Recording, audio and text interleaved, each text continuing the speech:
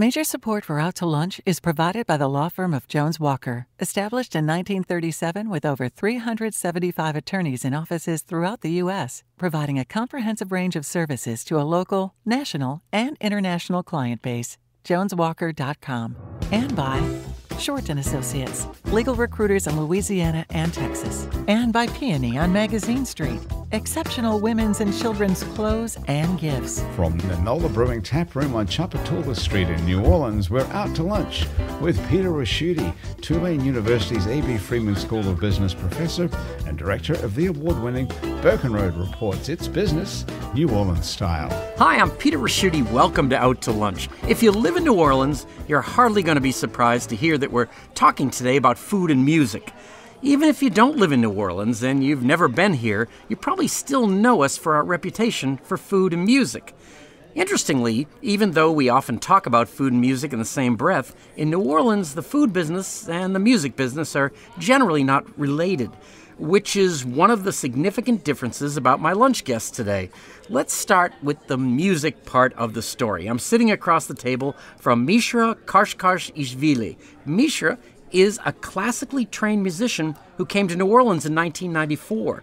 A lot happened after that, but we're going to cut straight to 2013. That's when Misha opened the doors to the largest production and post-production recording studio in Louisiana, Esplanade Studios. In the ensuing years, in a city not lacking for musical accolades, Esplanade Studios have become one of the country's most highly regarded epicenters of recorded music. A long list of musicians have beaten a path to Esplanade Studios, including Willie Nelson, Eric Clapton, Bonnie Raitt, Solange Knowles, Common, Janelle Monáe, and many more. Misha, you're a rare combination of musician, business person, and visionary. It's a pleasure to welcome you out to lunch. Thank you. Hi, Peter. Thanks for having us. And hi, Diane. Hello. How are you? I get to interview a team. This is very cool. The Esplanade Studios takes its name from the street it's on, Esplanade Avenue. Right next to the studio, around the corner on Broad Street, there's a cafe called Lamara Coffee and Kitchen. A number of things set Lamara Coffee and Kitchen aside from a regular New Orleans cafe. Firstly, its menu is entirely plant-based. They feature healthy vegetarian food, a superfood smoothie bar, a gluten-free, house-made baked goods. There's no refined grains, oils, or sugar in anything. Apart from its non-traditional fare, the other thing that sets Lamara apart from other New Orleans food businesses is that it really is connected to the music business. It's not a coincidence that it's right next door to Esplanade Studios. The cafe caters to musicians who frequent the studio, plus, also not coincidentally, the owner of Lamara Coffee and Kitchen, Diane Hang, is married to Misha Kashkashishvili, the owner of Esplanade Studios. Diane, it's a pleasure to welcome you down to lunch. Oh, thanks for having us. I'm super excited because I listen to the show all the time. We listen to it actually in the back of the kitchen when it's on, but we listen to NPR every day. Oh, man, you're just who I wanted to talk to. This is great. Yeah, we're Yes, fans. there you go. Misha, I described you as a musician, a business person, and a visionary, but I imagine there were people who took a different perspective on what you were doing when you were renovating the church that became Esplanade Studio. Music studios everywhere have crashed and burned as musicians have increasingly made Grammy-winning albums in their bedrooms on equipment that fits in a backpack. Building a 14,000-square-foot state-of-the-art recording studio in 2010 must have seemed like something between an insane idea and a bad investment. The fact that it has turned out to be a mecca for superstar musicians who love to come to New Orleans is a vindication of your vision. But how does a world-class studio fit in to the less affluent local music ecosystem? Can you afford to keep doors open and lights on as a local studio? Or are the big budget clients an integral part of the business plan in that they subsidize the rates for local clients? So the idea behind Esplanade Studios is to be able to cater to any size of the project or any size of the ensemble. So when I was building the studio, I had in mind film scoring stage. So I could actually record large symphonic orchestras, like a 75-piece orchestra, so for films or for records or any other type of projects. At the same time, be able to scale down and cater to local musicians, anything from simple voiceovers to jazz trios, jazz quartets, and so more. And so basically, it's possible to have large format recording studios these days and be successful at it and be able to help the local musicians to do their project and at the same time cater to the national and international the stars bringing their productions into the city. You know, I've been by the facility. I never really knew what was going on in there. It is pretty wild. It was, a Presbyterian church? Yes, it was a Third Presbyterian church that was actually stopped functioning as a church right after Katrina. They held the service day before Katrina on a Sunday. And during the storm, the building sustained so much damage, so they just decided to close the building down. And it sat on the market all the way until 2010 when I found the place and kind of made an offer, and I was lucky enough to accept it.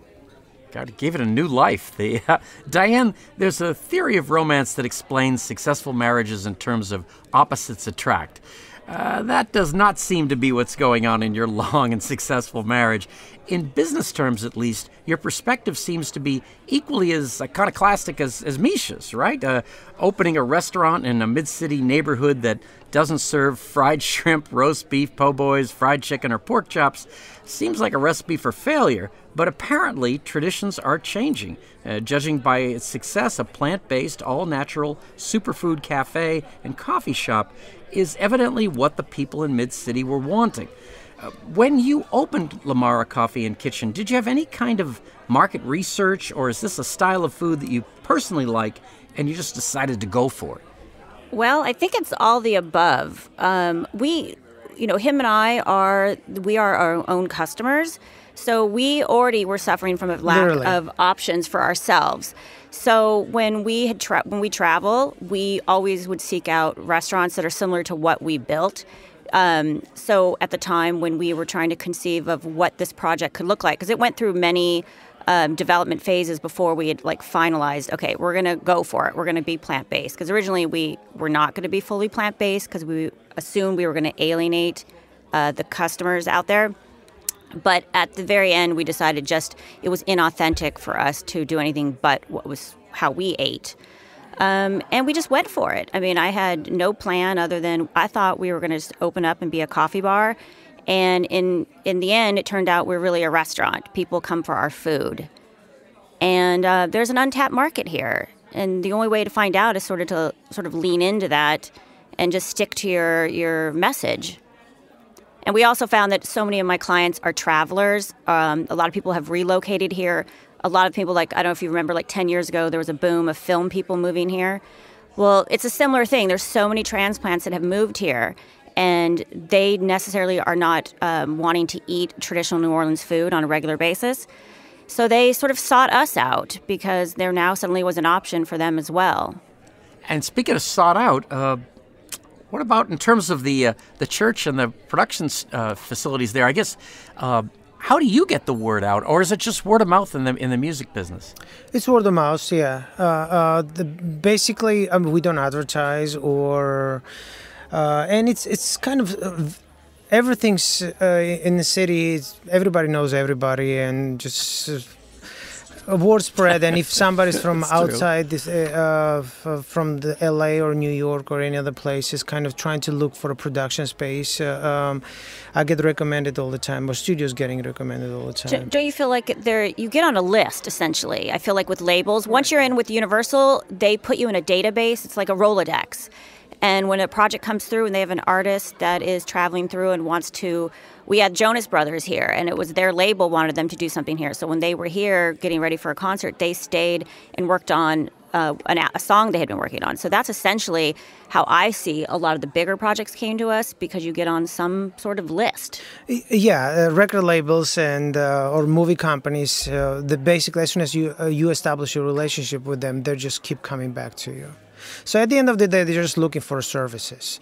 And how about an individual example? Did Willie just show up in his bus? Oh, totally, yeah. That is. Yeah, he showed up with his bus, and he parked his bus on the parking lot, and he was coolest cat you'll ever meet. Very respectful, and just... Some of these biggest artists do roll in with their own things. We've had Eric Clapton brought his own espresso machine when he rolled in, because he had a particular way that he wanted stuff done. Yeah, he's also... I feel like Elvis Costello did that. Yeah, Eric brought also a satellite system that he was just watching European soccer games all the time. Yeah, in the middle of the recording sessions. Yeah, I thought Eric Clapton would just show up with a slide, but he shows up with his own espresso machine. That is that's a different look I didn't get from the albums. Although he was a tea drinker primarily. Yeah, but they brought in things for their team so that no one would leave, essentially, because right, you keep them. That's right. You build a compound, essentially. It's not one facility in a way. It's a bunch of studios inside a single facility. Do I have it right? Correct, yes. We have largest studio, which is Studio A. That's primarily where all the big projects come together, or large recording projects. There's also Studio C and D, which are privately rented. Studio C is rented to a composer, arranger, Jay Waggle. And in Studio D, we have Bruce Burrell mastering services. Also, we have a basement that we use it for right now. We use it as a video editing suite. Since we've been doing a lot of live stream videos for the past year due to COVID, and we converted a basement into the video production room. And Diane, I'm wondering, people go to learn to cook like a culinary institute or such. When they come into your side of the business, did they learn about cooking using plant-based ingredients and such, or do you have to train them? Well, I think all the recipes were, of course, recipes. I'm not a trained chef and do not claim to be, but I had been cooking for us for our entire marriage. We never eat out hardly because we just can't find food that sits well with us, so we just choose to eat at home. So the evolution of the restaurant was to take recipes that I had made and learn how to turn them into something we could serve in a larger quantity, right? So you might have a recipe that you make for your friends, but now try to make it for 20 people 7 times a week. It changes how the production of it. So I was lucky enough to find a kitchen person, a lead, who is similar to me, and we just learned how to replicate the menu to keep our quality there. The tostadas, all those organic spiralized vegetables, that has to be done on the spot. You can't pre-do those because then they oxidize and you lose the benefit of eating raw in the first place. So that is stuff we had to figure out how to do that. And what's the name of that person? Sam. Yes, Sam. This is Sam's favorite show. She's super excited. But the challenge is that people don't realize how much produce costs. They are used to restaurants that use grains to fill in the menu, and we don't do that. Everything we have is produce based, and that is a huge factor in our concept, and then also that's reflected in our prices. We had to create a menu that was affordable so that we know our neighborhood and what it can allow, and we try to make everything on the menu affordable. Everything's around $12, and I feel like anybody can afford a $12 lunch. You're listening to Out to Lunch. I'm Peter Ricchiuti. I'm talking with Diane Hain from Lamara Coffee and Kitchen and Misha Kashkashishvili from Esplanade Studios. Well, speaking of the dollar sides of all we're talking about in here, Misha, what is the state of the New Orleans music scene? We always heard that we had great artists, but nobody could make any money. What does it look like now, kind of pre-pandemic and hopefully post-pandemic? Well, let's just say pre-pandemic. New Orleans musicians, New Orleans is a kind of anomaly nationwide. So this is the only place in the country that musicians actually can perform 5 to 7 times a week and make living. That doesn't happen anywhere else. Even in Nashville or Los Angeles, to forget about the New York, that's just almost impossible to do that. So there were daily gigs or weekly gigs, music, and that generated huge amount of musicians who are actually primarily not the recording artists, although we do have a lot of great recording artists, but they're primarily live entertainers, and they perform all the time, all around the town. Now, because the entire New Orleans music was catering to tourist industry, that created this New Orleans music, kind of form of New Orleans music that became very popular, and a lot of European jazz festivals or the festivals all around the country start hiring New Orleans musicians. So New Orleans musicians actually were pretty busy before pandemic. They were touring, they were doing shows all around, and they were just staying very busy. Now, of course, pandemic pretty much changed that dramatically. But I see things reopening, and I think New Orleans is going to bounce back and musicians going to do pretty well. And what about, we talk about the New Orleans musicians, what about the other side of the coin here, the fact that we don't know where recorded music is going? Are we evolving away from recorded music, or is there always going to be a need for what you're doing? No, it's just a form change. The recording music is not dead, and it's not going to die in any means. So the only thing that kept people going through the pandemic, staying in their home in luxury in their houses and watching the videos on the YouTube and Facebook or listening to the music, it's just all that recording content, music and the video. That's not going away. What happens is just people getting a notion that music for somehow has to be free, and that's get adopted by many others, which they don't understand what does it take for artists to come up with the concept of recording and actually realize the recording and putting down on a tape. So that has to change. That has to change, and music cannot be just background. Not necessarily background. It has to have a monetary value on it, because that literally takes tons of effort and thousands of dollars for an artist to make a record. So I do not know what direction that's going to go and how that's going to change. But as far as the recording industry, is just not going away. No. Well, you have to also think in mind, we talk about this ourselves in conversation, that bands, when you look at like the Beatles, we just watched that Apple documentary about the Beatles, and they lived in a studio for months and were able to be creative and collaborate. Well, now artists come in, they have a limited budget, they want to try to cram everything in a matter of a couple days, and that doesn't give you a lot of space to make edits and be creative because you're so more focused on the schedule that you have. So I think that is a huge factor too in the creativity that happens now. Right, but the creativity is kind of moving little in differently in the smaller spaces. So a lot of time artists, they come in a large recording studio like ours, and they do bulk of the production there. After that, they take project in a comfort of their homes, because everybody has tools and small recording setups in their houses, and they continue to be creative to fine-tune the music that they have created. So just attributes and forms have changed, but the concept is pretty much the same.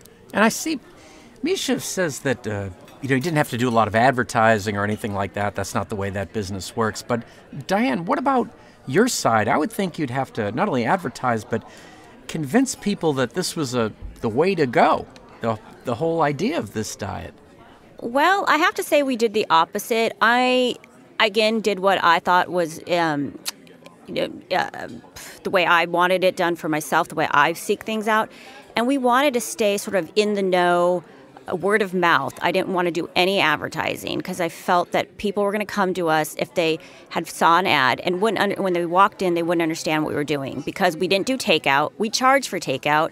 It's about the dining experience. We have a lot of rules, and the fact that we didn't offer any meat or any milk could really put off some people.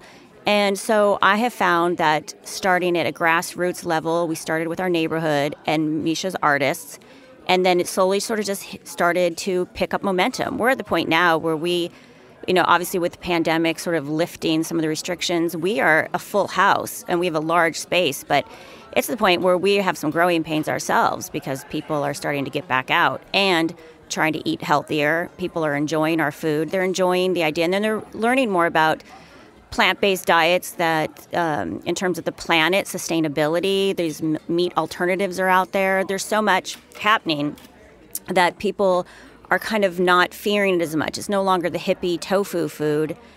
People are starting to realize that plant-based foods are going to maybe help to keep them away from the doctor. And also it's an energy thing as well. Yes, energy for sure. Yeah, so many times I see musicians, especially ones that are over, like myself, over 50 or so. Yeah, we're both over 50. Yeah, yes. I didn't even ask that, but that's very good. Right. So they are seeking for healthier options, not only because they want to be healthy, but also because they're looking for a high energy food. It's something that they keep them going during let's say, in the recording process in the studio as well. Well, if you take a lunch break in the studio and you suddenly eat like a really, really heavy caloric foods, fried foods or something similar, that will kill your momentum, and it will be really hard to kind of get back to it. Yeah, we believe in high vibrations. It's kind of, an alternative way to think about how food absorbs sunlight, and that sunlight then is converted into energy. So the more you eat foods that absorb sunlight, that will actually help your body have higher vibrations, which means you operate at a higher level. So that's part of, and it's a movement. It's actually a lifestyle called high vibrational diet. Now, Diane, not that I'm worried about your business, but restaurants are a really tough thing to make money on. And you have a situation where I assume plant-based, the ingredients are more expensive this way, and yet you've got a pretty reasonable price market in there, around $12. Are there margins? Well, of course, I did not know this industry beforehand. I had come from a different one, but I applied some of the rules, and then I seeked out some support from some friends.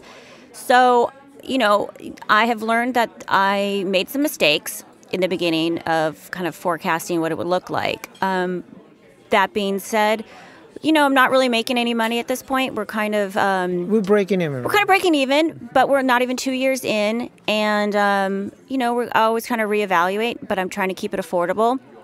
And, it's tough. It's definitely tough, and prices are going up. I've noticed, like just the other day, that avocados are twice as much as they were 6 months ago. And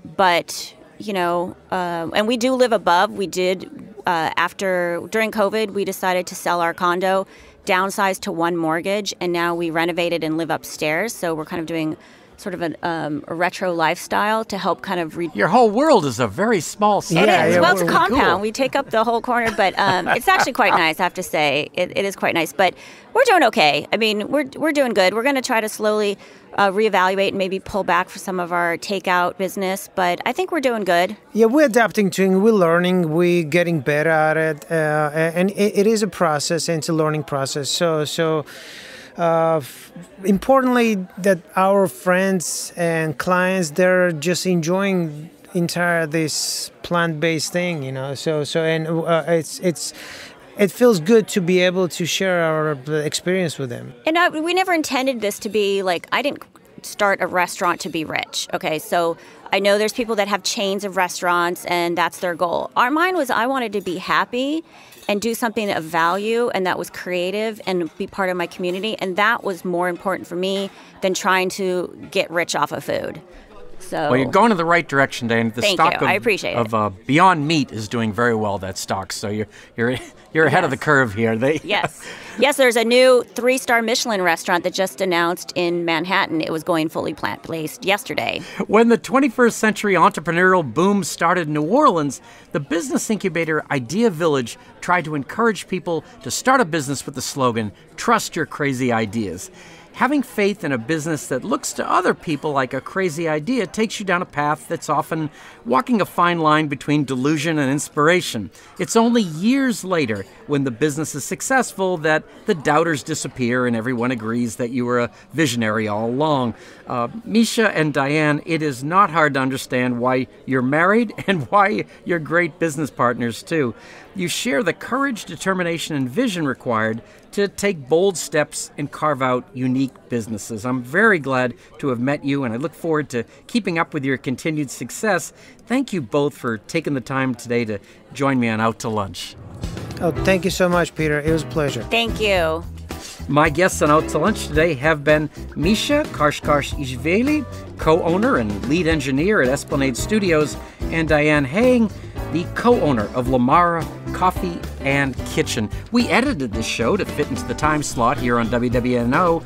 You can hear our unedited conversation and find out more about Misha's music and Diane's delicacies by listening to the Out to Lunch podcast. You can find and subscribe to the Out to Lunch podcast anywhere you get podcasts and on our website, itsneworleans.com. If you want to know what we look like, you can find photos from this show on itsneworleans.com and on our Out to Lunch social media. These photos were taken today by Jill LaFleur. You can find more of Jill's photos at lafleurphoto.com. Out to Lunch is a production of INO Broadcasting for itsneworleans.com and WWNO 89.9 FM. The producer of our show is Grant Morris, our technical producer is Eric Merle, and our researcher is Maggie Mendel. I'm Peter Ricchiuti. Thanks for joining me. I look forward to meeting you again next week around the lunch table for more business, New Orleans style, on Out to Lunch. Out to Lunch was recorded live over lunch at the NOLA Brewing Tap Room, 3001 Chapatula Street, open 7 days a week. NOLA Brewing Tap Room has a wide variety of craft beers and authentic hand-tossed New York-style city pizza by NOLA Pizza. More information is at nolabrewing.com. Major support for Out to Lunch is provided by the law firm of Jones Walker, established in 1937 with over 375 attorneys in offices throughout the U.S., providing a comprehensive range of services to a local, national, and international client base. JonesWalker.com. And by Shorten Associates, legal recruiters in Louisiana and Texas. And by Peony on Magazine Street, exceptional women's and children's clothes and gifts. Mitchell Foreman wrote and performs all the music on Out to Lunch. You can hear Mitchell's music anywhere great jazz is sold or streamed, and at mitchellforeman.com.